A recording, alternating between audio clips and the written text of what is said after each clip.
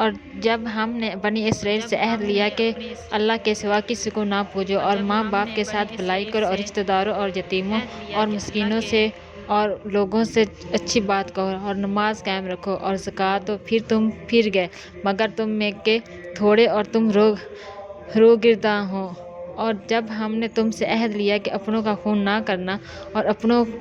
کو اپنی بستیوں سے نہ نکالنا، پھر تم نے اس کا اقرار کیا اور تم گواہ ہو، پھر یہ جو تم ہو اپنوں کو قتل کرنے لگے اور اپنے میں سے ایک گروہ کو ان کے وطن سے نکالتے ہو اور ان پر مدد دیتے ہو ان کے مخالف کو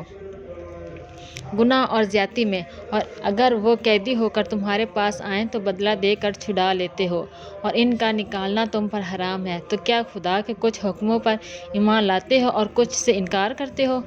تو جو تم میں ایسا کرے اس کا بدلہ کیا ہے مگر یہ کہ دنیا میں رسوا ہو اور قیامت میں سخت تر عذاب کی طرف پھیرے جائیں گے، اور اللہ تمہارے کودکوں یعنی کہ کرتوتوں سے بے خبر نہیں۔ یہ ہیں وہ لوگ جنہوں نے آخرت کے بدلے دنیا کی زندگی مول لی، تو نہ ان پر سے عذاب ہلکا ہو اور نہ ان کی مدد کی جائے۔